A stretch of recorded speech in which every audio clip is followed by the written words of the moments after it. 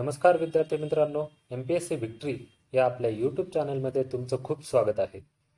आपण प्रश्नपत्रिका विश्लेषण आणि सराव ही एक नवीन सिरीज चालू केलेली होती. यामध्ये आपण राज्यसेवेने विचारलेल्या वेगवेगळ्या एक्झाममधील सर्व प्रश्न सॉल्व्ह करत आहोत. म्हणजे राज्यसेवा असो, कंबाईन परीक्षा असो किंवा कंबाईन ग्रुप सी असो, वनसेवा असो किंवा इंजिनिअरिंग सर्व्हिसेस असो, तर हे आपण का करतोय की राज्यसेवेतील एक पॅटर्न आपल्याला लक्षात आलाय, जे की मी या सिरीजमधलं पहिल्या लेक्चरमध्ये सांगितलं होतं. ते तुम्ही जर पाहिलं नसेल तर नक्की पहा की आयोगाचे जे प्रश्न आहेत ते वेगवेगळ्या परीक्षेतून दुसऱ्या परीक्षेत रिपीट होत जातात. म्हणजे जर सपोज कंबाईनला प्रश्न आलेला असेल तर तोच प्रश्न जसाच्या तसा बऱ्याचदा आयोगाने राज्यसेवेला विचारलाय किंवा दुसऱ्या कोणत्याही परीक्षेला विचारलाय किंवा राज्यसेवेच्या मुख्यला आलेला प्रश्न कंबाईनच्या मुख्यला येतो किंवा पूर्वला येतो. ह्या गोष्टी आपण पाहिल्या होत्या. आणि जर तुम्ही ते लेक्चर पाहिलं नसेल तर ते नक्की पहा, म्हणजे तुम्हाला राज्यसेवेची स्ट्रॅटजी कशी असावी हे कळून जाईल आणि तुम्ही जास्त प्रमाणात मार्क स्कोर करू शकता. तर आपण लेक्चरला आता सुरुवात करूयात. तुम्ही इथे माझ्याबद्दल वाचू शकता. तर आज आपण काय शिकणार आहोत, तर जुन्या प्रश्नपत्रिकेचं आपण इथे विश्लेषण करणार आहोत आणि टॉपिक कोणता असणार आहे, घटनेची वैशिष्ट्ये. तर या टॉपिकमध्ये आपण नियरली अर्ध्यापेक्षा जास्त त्यातील प्रश्न सॉल्व्ह करणार आहोत. म्हणून हे थोडंसं लांब होऊ शकतं, पण तरी तुम्ही शेवटपर्यंत पहा, याचा तुम्हाला नक्की वापर होईल. आणि त्यानंतर काय पाहणार आहोत की हे प्रश्न सोडवताना इलिमिनेशन सिस्टीम कशी वापरायची आणि करेक्ट आन्सरकडे कसं जायचं हे पण पाहणार आहोत. आणि लास्ट बट नॉट लिस्ट आपला आवडता टॉपिक समरी अँड रिव्हिजन, म्हणजे तुमचे प्रश्न पण इथेच पाठ होऊन जातील. तर आता आपण पहिला प्रश्न घेऊयात. वनसेवा मुख्य 2019ला हा प्रश्न आलेला होता. तुम्ही एकदा प्रश्न वाचून घ्या. तर आपण आता सुरुवात करूया. पहा प्रश्न काय होता, भारतीय संघराज्य प्रणालीची खालीलपैकी कोणती वैशिष्ट्ये आढळून येतात. काय विचारलंय, भारतीय संघराज्य प्रणालीची म्हणजे काय, फेडरल प्रणाली जी आहे आपली संघराज्य प्रणाली, तर त्याची कोणकोणती वैशिष्ट्ये आढळून येतात. मग आता पहिले पहा, सत्ता विभाजन. आपल्याला माहिती आहे फेडरल सिस्टीम म्हणजे संघराज्य सिस्टीम मध्ये वरती एक गव्हर्नमेंट असतं त्याला आपण सेंट्रल गव्हर्नमेंट म्हणतो आणि खाली असतं त्याला आपण स्टेट गव्हर्नमेंट म्हणतो. ह्या दोघांमध्ये पॉवरचं डिस्ट्रीब्युशन झालेलं असतं, म्हणजे काय, सत्तेचं विभाजन झालेलं असतं. बरोबर, म्हणून हा ऑप्शन बरोबर आहे. मग जर तुम्ही पाहिलं तर सगळीकडे ए आहे, म्हणून कोणता आपण इलिमिनेट करू शकत नाही. पुढचं पहा, दुहेरी नागरिकत्व. तर भारत या देशाबद्दल काय एक महत्वाची गोष्ट आहे की भारतात आपल्याला फक्त आणि फक्त सिंगल सिटीजनशिप आहे. सिंगल म्हणजे एकेरी नागरिकत्व आहे. इथे आपल्याला विचारलं होतं भारतीय संघ राज्याबद्दल विचारलं, तेच आपण जेव्हा USA बद्दल बोलतो तर तिथे काय आहे, तिथे दुहेरी नागरिकत्व आहे. तुम्ही राज्याचे पण नागरिक असता आणि देशाचे पण नागरिक असता, पण तसं भारतीय सिस्टीम मध्ये नाहीये. ओके, म्हणून हा ऑप्शन चुकीचा होतो. म्हणजे तुम्ही पाहिलं की तुम्ही फक्त ब हा जर इलिमिनेट केला तर तुमचे 3 ऑप्शन इलिमिनेट होतात. म्हणजे राहिलं काय, तुम्ही दुसऱ्या प्रश्नावर येऊन जाता. कळलं किती सोपं आहे की एक ऑप्शन फक्त आपण इलिमिनेट केला तर आपण बरोबर प्रश्नाकडे येऊन जातो, बरोबर उत्तराकडे येऊन जातो. तरी आपण पुढचे पाहूयात.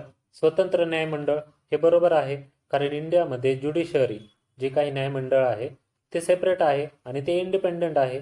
बरोबर, मग हे ज्युडिशियरी कोणत्या आर्टिकलमध्ये सांगितले आहे ते तुम्ही मला कमेंट बॉक्समध्ये सांगा, कारण यावर प्रश्न विचारण्याचे चान्सेस असतात.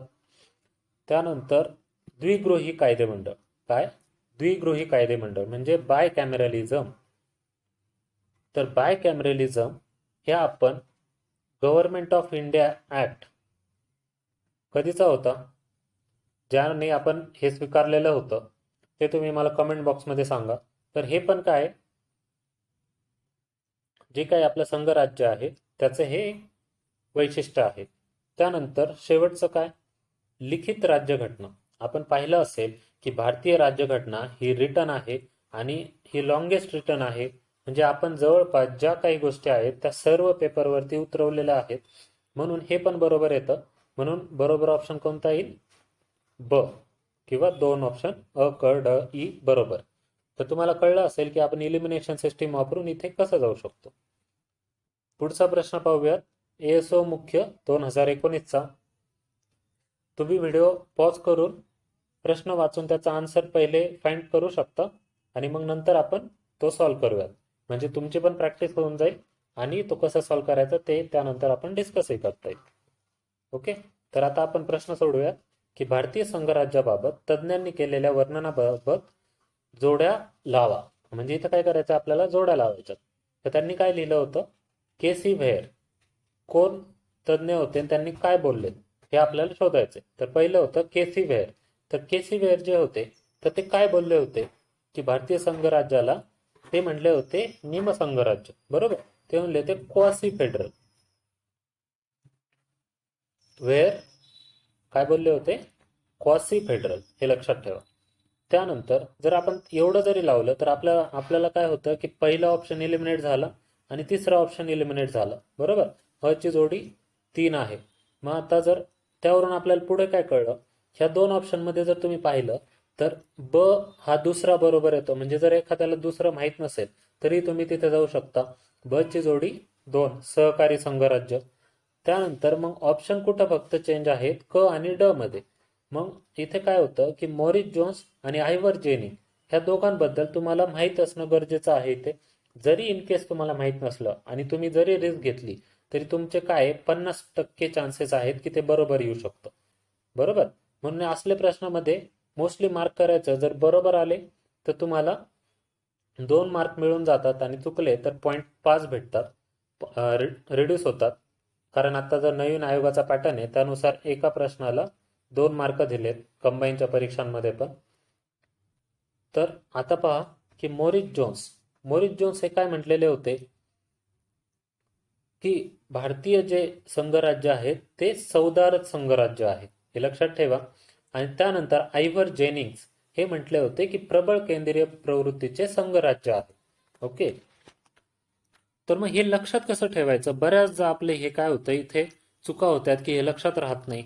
तर ह्याला मी थोडीशी काही तुम्हाला एक ट्रिक सांगतो की ग्रॅन म्हणजे काय असतं की एक ग्रेन लक्षात ठेवा. ग्रेन म्हणजे काय असतं? आपलं धान्य. मग धान्याच्या बाबतीत जर आपण भारतात पाहिलं तर कोऑपरेटिव्ह मुवमेंट आहे सगळी, म्हणजे सहकार्याची मुवमेंट आहे. मग कोऑपरेटिव्ह म्हणजे यांनीच काय बोललेलं आहे? सहकारी संघराज्य बोललंय. बरोबर. म्हणून हे आता तुमच्या लक्षात राहिलं. त्यानंतर आयव्हर जेनिंग्स. आता जर तुम्ही जेनिंग्स पाहिलं तर यांचं काय दिलेलं आहे त्यांनी? आयव्हर जेनिंग. मग असं एक लक्षात ठेवा की जेनी नावाचं एक कॅटरीनाचं कॅरेक्टर होतं एका मूवीमध्ये. बरोबर. आणि तिच्या भोवती हे सर्व काय व्हायचं? पूर्ण फिल्म रिव्हॉल्व होती. आठवलं? तर त्यामुळे हे काय होतं? केंद्रीय वृत्ती होती. म्हणजे कॅटरीना ही जेनी ही केंद्रीय पोझिशन मध्ये होती, म्हणजे सेंटर स्टेजला होती. बरोबर. ती सेंटरला होती म्हणून काय तिच्या भोवती हे सर्व फिरत होती पूर्ण मूवी. म्हणून आयव्हर जेनिंग केव्हा पण जर आलं तर लक्षात ठेवायचं की प्रबळ केंद्रीय वृत्तीचं संघराज्य. म्हणजे तुमच्या आता लक्षात राहिलं असेल आणि यावरून तुम्ही बरोबर उत्तरापर्यंत नक्कीच पोहोचू शकता. तर पुढचा प्रश्न पाहूया. PSI मुख्य 2019चा. तो तुम्ही वाचून घ्या. आपण आता सुरुवात करूयात की खालील विधाने विचारात घ्या. अध्यक्षीय पद्धतीमध्ये अध्यक्ष हा विधिमंडळात जबाबदार असतो. हे विधान बरोबर आहे का? तर हे चूक आहे. बरोबर. कारण त्याचा अध्यक्ष जर सिस्टीम असेल तर त्यामध्ये तो विधिमंडळात जबाबदार नसतो. त्यानंतर संसदीय पद्धतीत राज्याचा प्रमुख हा राजा देखील असू शकतो. हे बरोबर आहे. कसं? तुम्ही जर ब्रिटनचं एक्झाम्पल घेतलं तर ब्रिटन हे काय आहे?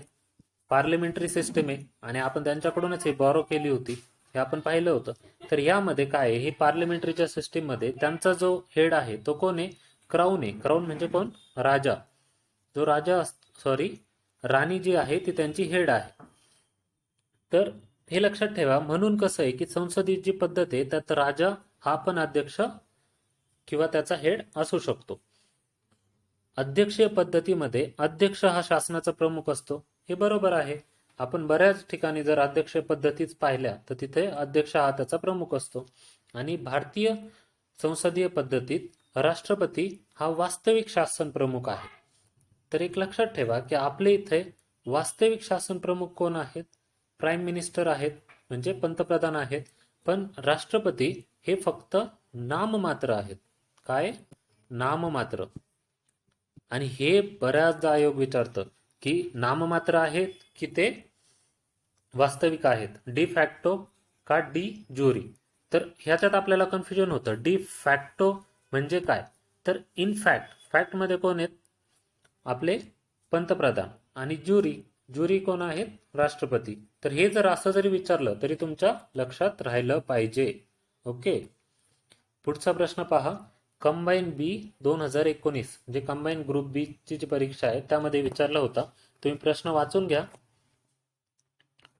तर पहा, जर लोकशाहीचे मूल्यमापन केले तर खालील विधाने लोकशाही व्यवस्थेला अनुसरून नाही. मी सांगितलंय नाही आलं की त्याला सर्कल करायचं म्हणजे करायचंच.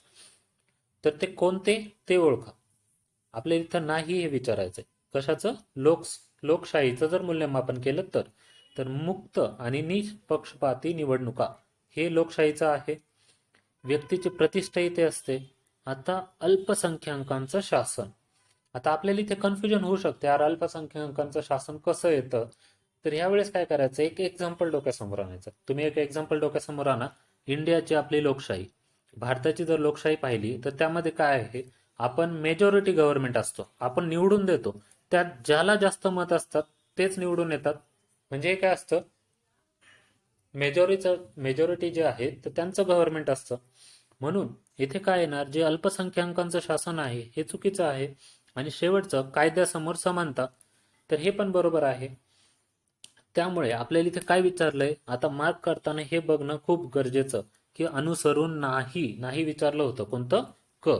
जर आपण ऑप्शन पाहिला तर आपण पाहिलं होतं की पहिलं बरोबर आहे, म्हणजे अ तर काय होतो? इलिमिनेट होतो. त्यानंतर हा पण ऑप्शन इलिमिनेट होतो. म्हणजे तुमच्यापर्यंत राहतं कोणतं? क आणि ब आणि क. हा जो काही दोन ऑप्शन्स आहेत हेच राहतात. तर ह्यात जर आपण पुढचा पाहिलं तर आपण यावर कन्क्लुजनला जाऊ शकतो की व्यक्तीची प्रतिष्ठा ह्यात मेंटेन राहते. बरोबर. म्हणून हे पण ऑप्शन कट होतो. तर तुम्ही इलिमिनेट करून इथे आरामशीर पोहोचू शकत होते आणि तुमचे 2 मार्क सिक्युअर करू शकत होतात. त्यानंतर पहा, क्लर्क मेन्स 2019चा प्रश्न. तर तुम्ही जर प्रश्न वाचला असेल तर आता आपण सुरुवात करूयात. की क्वेश्चन असा आहे की स्वातंत्र्यपूर्व काळात राज्यकर्त्यांनी भारत लोकशाहीसाठी अपात्र असल्याचे सांगितले होते. याचं कारण काय? तर पहा, विधान 1, भारतीय समाज हा समतेवर आधारलेला नव्हता. हे बरोबर आहे. आपल्या इथे समता नव्हती. तिथे खूप हाय आणि लो म्हणजे रिच आणि पुअर अशा कंडिशन होत्या. त्यानंतर परंपरेच्या दृष्टीने भारत हा लोकशाही देश नव्हता. बरोबर आहे. आपल्या इथे ज्यांनी राज्य केलं ते सर्व राजे होते. ओके. म्हणून आपल्या इथे काय? राजेशाही होती आणि त्यामुळे आपल्या इथे लोकशाहीचं वास्तव्य नव्हतं. म्हणून हे पण विधान बरोबर आहे. आणि तिसरं विधान जर तुम्ही पाहिलं तर जाती व्यवस्थेने भारतीय समाज जीवन खंडित झाले होते. ओके. तर हे बरोबर आहे, कारण आपल्या इथे खूप जास्त प्रमाणात जाती होत्या आणि अजूनही आहेत.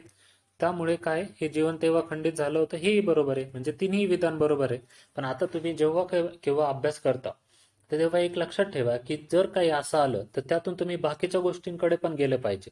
म्हणजे जर इथं तुम्ही जाती व्यवस्था आलं तर एक तुम्ही पाहिलं पाहिजे की आता ज्या काही आपल्या जाती आहेत तर त्यांच्या डेव्हलपमेंटसाठी गव्हर्नमेंटने कोणकोणते प्रोग्राम केले आहेत. मग लगेच तुम्ही नॅशनल कमिशन फॉर SC आणि ST याबद्दल बघितलं पाहिजे. किंवा आता नवीन नॅशनल कमिशन फॉर OBC हे झालंय. ह्याला आपण काय घटनात्मक दर्जा दिलाय.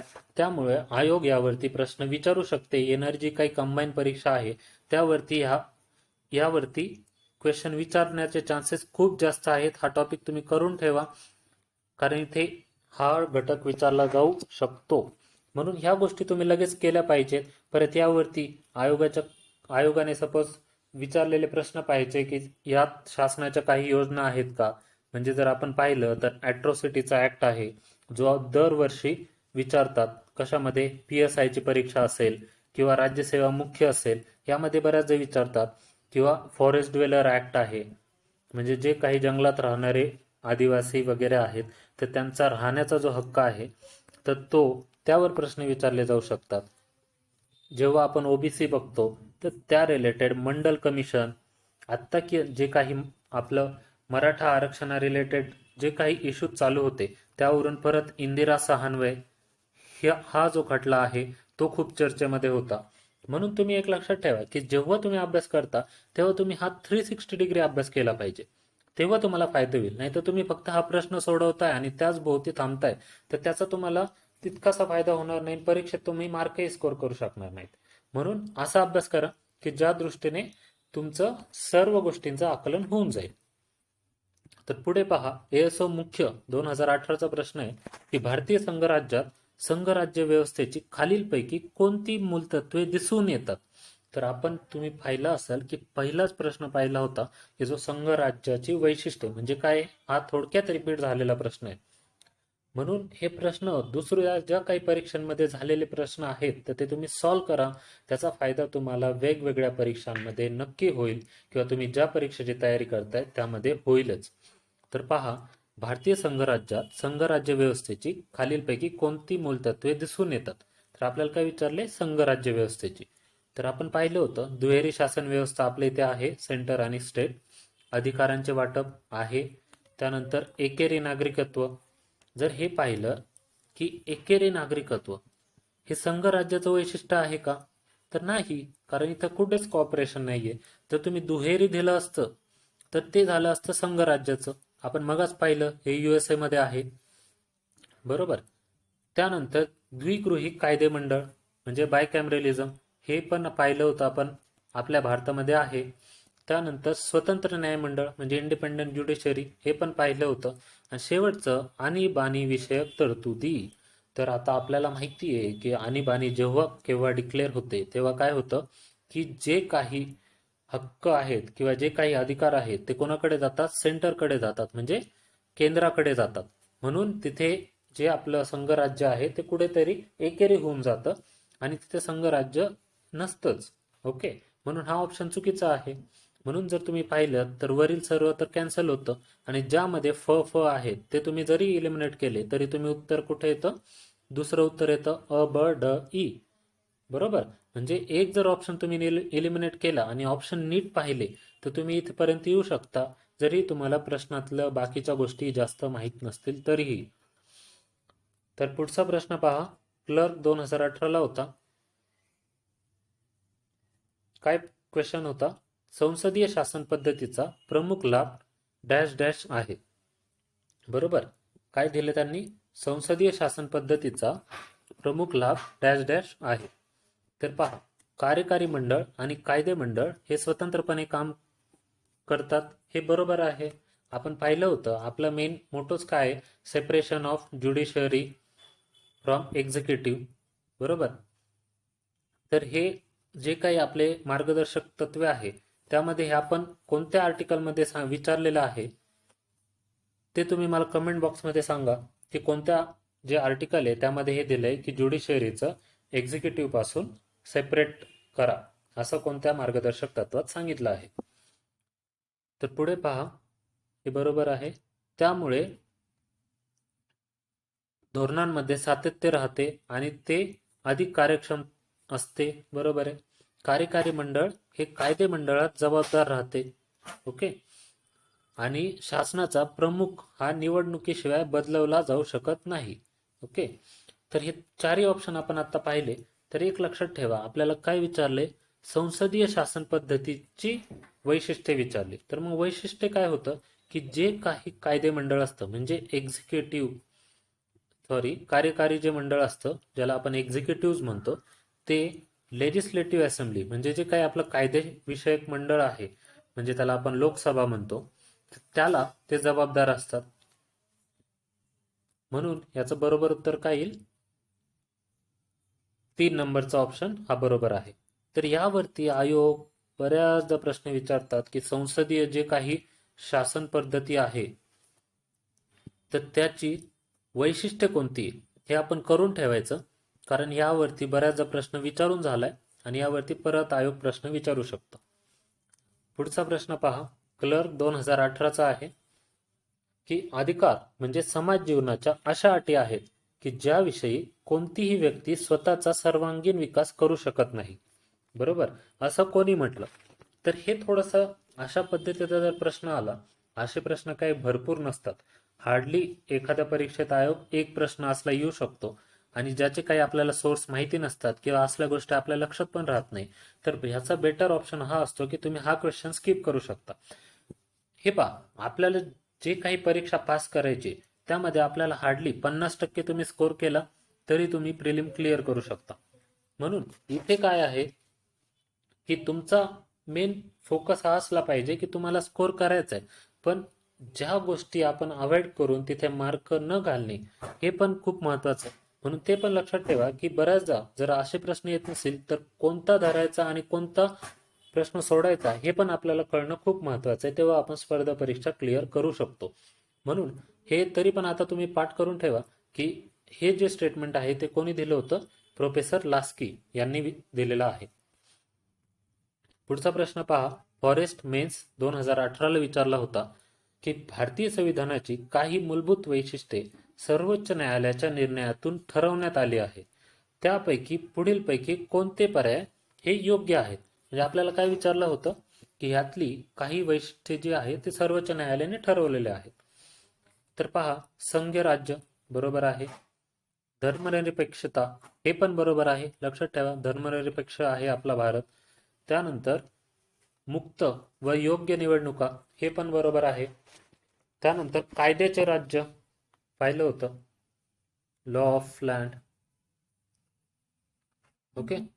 त्यानंतर राज्यामधील जे काही न्यायालयीन पुनर्विलोकनाची जी सत्ता आहे ती पण आहे, म्हणजे ज्युडिशियल रिव्ह्यू. तर हा ज्युडिशियल रिव्ह्यू आपण कोणत्या देशाकडून घेतलेला आहे ते तुम्ही कमेंट बॉक्समध्ये सांगा. तर पहा, हे सर्व ऑप्शन्स बरोबर आहेत.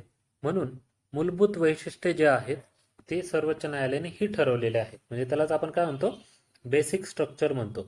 हे कोणत्या केसमध्ये आलं होतं? तर केशवानंद भारती. ओके. हा जो काही खटला होता कधीचा होता? 24 एप्रिल 1973. तारीख कशी लक्षात ठेवायची? 24 एप्रिलला सचिन तेंडुलकरांचा बर्थडे असतो. ओके. मग तो आपण लक्षात ठेवा की ही तारीख लक्षात आता तुमच्या राहिली असेल. तर पुढे जाऊयात की PSI 2018चा प्रश्न होता की धर्मनिरपेक्षतेबाबत खालीलपैकी कोणते विधान बरोबर नाही? आत्ताच पाहिलं असेल आपण, मागच्या क्वेश्चनमध्ये धर्मनिरपेक्षतेबाबत बोललो होतो की जो आपल्या बेसिक स्ट्रक्चरचा भाग आहे, हे मागच्या प्रश्नामधून आपल्याला कळलं होतं. तर आता पहा, इथे काय विचारले? बरोबर नाही सर्कल केलं. मग धर्मनिरपेक्षता हा राज्यघटनेच्या मूलभूत संरचनेचा भाग नाही.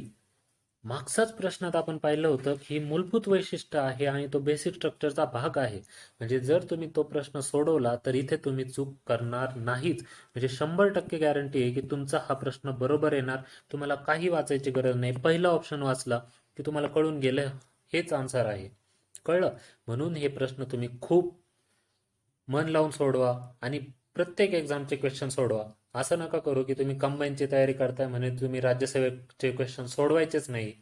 तुम्ही राज्यसेवेची तयारी करू नका, पण त्याचे प्रश्न सॉल्व्ह करा, कारण त्याचा फायदा आपल्याला कंबाईनमध्ये होतोय.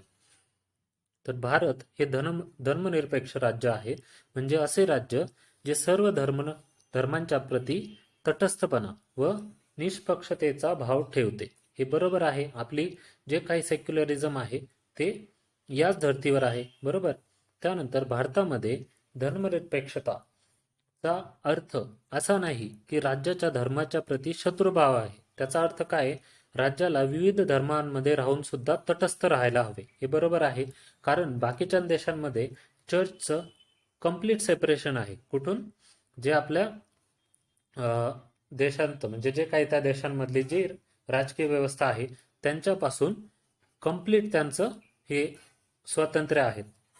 तर हे लक्षात ठेवा. म्हणजे फॉर एक्झाम्पल USA मध्ये चर्च आणि जे काही राज्य व्यवस्था आहे यांचं कुठंच लिंकिंग नाही, ते कम्प्लिटली वेगळं आहे. पण आपण तसं नाही करत. आपण प्रत्येक धर्माला इक्वली ट्रीट करतो आणि तटस्थ राहून ती भूमिका घेतो. बरोबर. आणि धर्माच्या आधारावर मतदारांना आवाहन करणे धर्मनिरपेक्ष लोकशाहीच्या विरुद्ध आहे. बरोबर, हे बरोबर आहे. आणि हे कोण डिसाईड करतं, तर आपले इलेक्शन कमिशन म्हणजे जो निर्वाचन आयोग आहे तो डिसाईड करतो की तुम्ही तसे मत वगैरे मागताय का. मग आपलं इलेक्शन कमिशन हे कितव्या आर्टिकलमध्ये सांगितलं आहे हे तुम्ही मला कमेंट बॉक्समध्ये सांगा. मी तरी पण इथे थोडीशी हिंट दिलेली आहे, तर तुम्ही खाली ते कमेंट बॉक्समध्ये सांगू शकता. तर पुढचा प्रश्न पहा. राज्यसेवा पूर्व 2018ला विचारला होता की खालीलपैकी कोणत्या प्रकरणात भारताच्या सर्वोच्च न्यायालयाने राज्यघटनेच्या मूलभूत संरचनेत संसदेला बदल करता येणार नाही असा निर्णय दिला. आपण मागचा जो प्रश्न पाहिला त्यामध्येच आपण पाहिलं होती कोणता तो खटला होता बेसिक स्ट्रक्चरच्या रिलेटेड, तर तो होता केशवानंद भारती खटला. बरोबर, म्हणून तुम्ही इथे काय होताय, बरोबर उत्तराकडे डायरेक्ट जाऊ शकता. ऑप्शन पण वाचायची तुम्हाला गरज नाहीये, पण तरीही आपण यातले बाकीचे ऑप्शन्स वाचून घ्यायचे. म्हणजे काय होतं की आपल्याला पुढच्या परीक्षांसाठी याचा फायदा होतो. तर पहा, पहिला ऑप्शन काय होता, शंकरी प्रसाद विरुद्ध भारत सरकार. तर हा खटला कधीचा होता, 1951चा होता. त्यामध्ये यांनी काय सांगितलं होतं की जे काही आपली संसद आहे, तर संसदेला अधिकार आहे की ते फंडामेंटल राईट किंवा कोणतीही आपल्या संविधानातील घटक हा ते बदलू शकतात. म्हणजे ते फंडामेंटल राईट्स पण चेंज करू शकतात कोणाच्या इम्प्लिमेंटसाठी, सपोज DPSPच्या इम्प्लिमेंटसाठी ते फंडामेंटल राईट ही चेंज करू शकतात. पण जो काही पुढचा खटला होता गोलकनाथ विरुद्ध पंजाब राज्य 1967, यामध्ये सुप्रीम कोर्टने काय सांगितलं की घटनेत जर तुम्ही पाहिलं तर फंडामेंटल राईट हे सर्वोच्च आहेत, म्हणून तुम्ही ह्यांमध्ये चेंज करू शकत नाही. त्यामुळे पार्लमेंटने काय केलं, याला रिॲक्ट केलं. जेव्हा आदरणीय इंदिरा गांधीजी यांचं सत्ता होती, तर त्यांनी काय केलं, नवीन अमेंडमेंट केली आणि त्यांनी असं केलं की आम्हाला अमर्याद अधिकार आहेत, आम्हाला जे पाहिजे त्या गोष्टी आम्ही चेंज करू शकतो 368 आर्टिकल नुसार. बरोबर, मग याबद्दल केशवानंद भारती विरुद्ध केरळ राज्य ह्या खटल्यामध्ये सुप्रीम कोर्टने सांगितलं की तुम्ही जे पाहिजे ते चेंज करू शकता, पण घटनेला त्याचं स्वतःचं काहीतरी बेसिक स्ट्रक्चर आहे, तर ते तुम्ही चेंज करू शकत नाही. म्हणून 24 एप्रिल 1973ला जे आपण म्हणतो, तर त्यांनी बेसिक स्ट्रक्चरचा पाया घातला. आणि पुढे मिनर्वा मिल्क केसमध्ये पण ते म्हटले की हे बेसिक स्ट्रक्चर हे तसंच अबाधित राहिलं पाहिजे. आणि यामध्ये त्यांनी सांगितलं होतं की फंडामेंटल राईट म्हणजे तुमचे मूलभूत हक्क आणि मार्गदर्शक तत्वे यांच्यामध्ये बॅलन्स राहिला पाहिजे. ओके, हे एका बॅलन्सवर आहेत, म्हणजे कोण मोठं आणि कोण छोटं असं काही ते बोलले नाही. तर दोघं बॅलन्समध्ये असतील तर आपली राज्यव्यवस्था ही टिकून राहील. त्यामुळे हे गोष्टी लक्षात ठेवा. पुढे पाहूयात. राज्यसेवा पूर्व 2018ला प्रश्न होता. तर असे हे काही प्रश्न विचारलेले असतात पहा की योग्य कथने ओळखा. तर काही लोकशाहीवादी देश हे प्रजासत्ताक आहेत. तर असे जे प्रश्न आहेत तर हे थोडेसे फिलॉसॉफिकल टाईप आपल्याला वाटू शकतात. तर त्याचा एक्झाम्पल थ्रू आपण ह्या गोष्टी करू शकतात. तर काही लोकशाहीवादी देश हे प्रजासत्ताक नाहीत, हे पण बरोबर आहेत. म्हणून दोन्ही विधाने काय आहेत, बरोबर आहेत. पुढचं पहा. STI मुख्य 2017चा प्रश्न होता की भारतीय राज्यघटनेने खालीलपैकी कोणते वैशिष्ट्ये जर्मनीच्या वायमार या राज्यघटनेकडून स्वीकारले आहे. तर तुम्ही आपले मागचे लेक्चर जरी पाहिले असाल तर तुम्हाला मी बऱ्याच वेळा हे सांगतोय की क्वेश्चन सॉल्व्ह करताना आपल्याला कळतं की टॉपिक कुठला इम्पॉर्टंट आहे. तर जे काही आपण वैशिष्ट्ये स्वीकारली आहेत वेगवेगळ्या देशांकडून, तर या टॉपिकवरती आयोग बऱ्याचदा प्रश्न विचारतोय. म्हणून काय की तुम्ही हा घटक तोंडपाठ करणं खूप महत्वाचं आहे. इथे मार्क घालवायचाच नाहीये. तर पहा, जर्मनीचं जे वायमार होतं तर त्यांच्याकडून आपण कोणती हे स्वीकारलं होतं.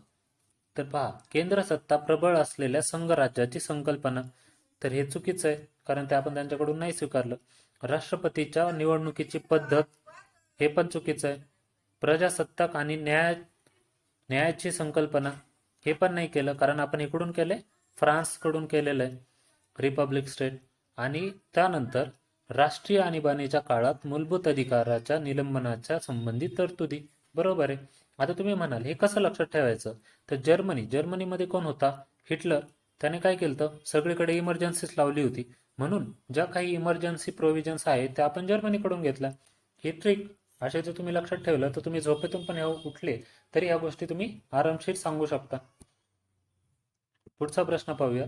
PSI मुख्य 2017चा आहे की खालीलपैकी कोणती तरतूद भारतीय राज्यघटनेने आयरिश म्हणजे आयर्लंडची जी काही घटना आहेत त्यांच्याकडून घेतलेली नाहीला सर्कल केलं. ओके. मग मूलभूत अधिकार, मार्गदर्शक तत्वे, राष्ट्रपतीची निवडणूक पद्धत आणि राज्यसभेवर जे सदस्य आहेत त्यांचे राष्ट्रपतीद्वारे होणारे नामनिर्देशन. ओके. तर पहा, पहिलं जर आपण पाहिलं की मूलभूत अधिकार हे आपण कुठून घेतलेत? USA कडून घेतलेत, कारण त्यांचाच मूलभूत हक्कांचा जाहीरनामा होता. म्हणून पहिलंच विधान काय, आपण हे घेतलेलं नाही, म्हणून हा ऑप्शन काय होतो? चुकीचा आहे. आणि आपल्याला तेच विचारलं की कोणतं घेतलेलं नाहीये. तर हे लक्षात ठेवा, हे जे काही खालचे तत्व आहेत तर हे आयरिश कडून घेतलेत. आणि मग आयोग दुसऱ्या प्रश्नांमध्ये हे विचारू शकते की कुठले आपण आयरिश कडून घेतलेत, म्हणून हे पण पाठ करणं आपल्याला गरजेचं आहे. आता आपल्या महत्वाची आणि आवडती सिरीज समरी आणि रिव्हिजन. तर यामध्ये आपण काय पाहिलं होतं की भारतीय जे संघराज्य आहे तर त्याची काय काय वैशिष्ट्ये आहेत हे तुम्ही पहा. यावरती आयोग काय करतं, बऱ्याचदा प्रश्न विचारतं. त्यामध्ये काय आहे, 2 गव्हर्नमेंट आहेत. आपण बायकॅमेरलिझम पाहिलं होतं. कायद्याचे राज्य आहेत, त्यात सुप्रीम कोर्ट जे आहे ते इंडिपेंडंट आहे. बरोबर. आपलं जे कॉन्स्टिट्यूशन आहे ते रिटन आहे, म्हणजे लिखित कॉन्स्टिट्यूशन आहे. ह्या गोष्टी आपण कुठून घेतल्या? ह्या संघराज्य प्रणालीच्या आहेत. मग संघराज्य जे होतं त्या रिलेटेड काही जे थिंकर्स आहेत, म्हणजे आपण ग्रॅनविल ऑस्टिन आपण पाहिलं होतं. ग्रॅनविल ऑस्टिन काय म्हटले होते? सहकाराचे संघराज्य. परत जेनिंग्स पाहिले होते, तर त्यांनी सांगितलं होतं की प्रबळ केंद्र. बरोबर. म्हणजे ह्या गोष्टी आता आपल्या पाठ होऊन जात आहेत.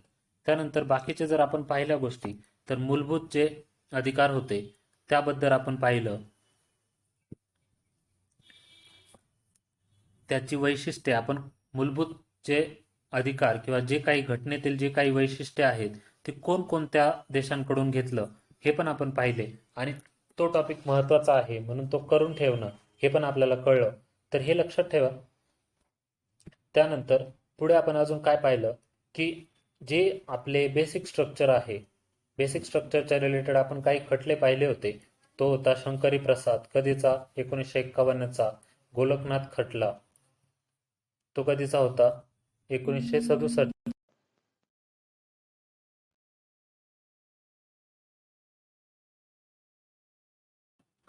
तर आपण बेसिक स्ट्रक्चरच्या रिलेटेड काही खटले पाहिले होते. त्यातला पहिला कोणता होता? तर शंकरी प्रसाद खटला. दुसरा गोलकनाथ कधीचा होता? 1967 1951. त्यानंतर जो आपला होता केशवानंद भारती, हा खूप महत्त्वाचा. त्याच्यावरती आयोग बऱ्याचदा प्रश्न विचारतं. आणि त्यानंतरचा जर आपण पाहिलं तर मिनर्वा मिल केस हे पण पाहिलं होतं. ओके. तर ह्या गोष्टी तुम्ही लक्षात ठेवा. आणि आज आपण मग इथेच थांबूया. आजचं लेक्चर तुम्हाला कसं वाटलं ते तुम्ही मला नक्की कळवा. आणि तुम्ही चॅनेलला नवीन असाल तर नक्की सबस्क्राईब करा, म्हणजे मला नवीन नवीन व्हिडिओ बनवण्यास अजून प्रेरणा भेटेल.